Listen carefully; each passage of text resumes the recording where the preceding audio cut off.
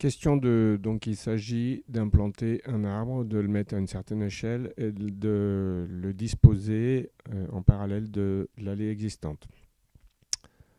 Donc, on va d'abord aller chercher le bloc correspondant dans la bibliothèque. Donc insertion, bloc, parcourir, et on va aller chercher dans le bon dossier. Donc bloc arbre 8. Ouvrir. Donc on spécifie le point d'insertion à l'écran. On ne va pas spécifier l'échelle, on ne connaît pas l'échelle du symbole original. Donc simplement le point d'insertion, OK. Et on place un bloc n'importe où. C'est du provisoire. Et maintenant on va le mettre à l'échelle.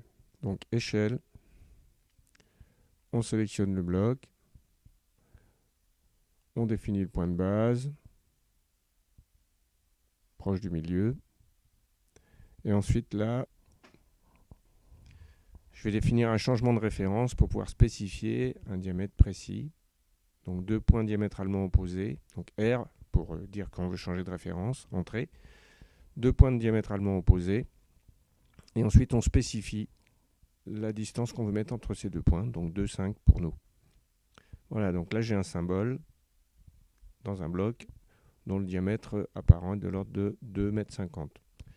Donc il s'agit maintenant d'implanter ce bloc à 4 mètres de la limite de l'allée existante.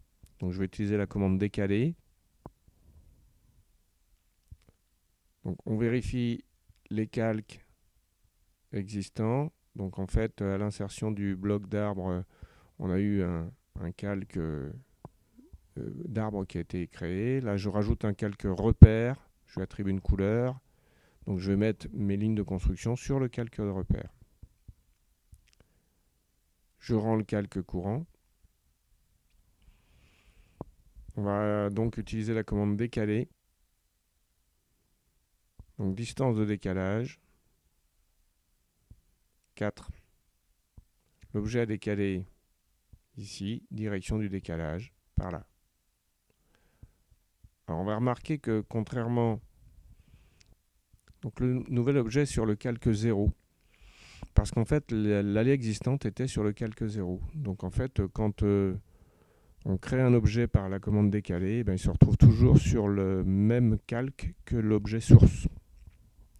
Donc là je l'ai repositionné sur le calque repère, on voit bien qu'il a changé de couleur. Donc je vais à présent implanter des points équidistants. Donc dessin, point, mesurer. Un clic à l'extrémité de la ligne à mesurer. L'espacement, donc ici 3.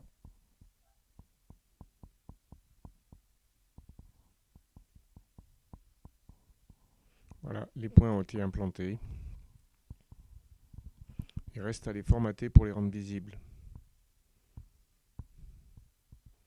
Donc définir en unité absolue, point 2.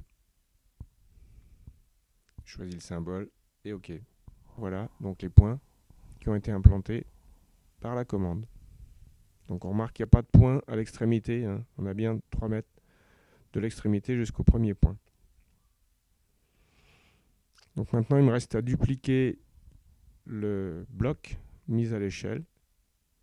Donc copier les objets. Je sélectionne le bloc à copier, entrée, point de base. Et ensuite un clic au niveau de chaque nœud implanté précédemment. Donc bien vérifier le mode d'accrochage d'objet. Donc c'est le mode nodal qui permet de s'accrocher au milieu d'un point. Donc on voit qu'il est bien activé comme les autres modes. Donc là, on positionne un symbole sur chacun des points. Alors on va laisser libre puisqu'on va avoir le passage de l'allée à l'étape suivante. Et voilà, j'implante le nombre de blocs demandé.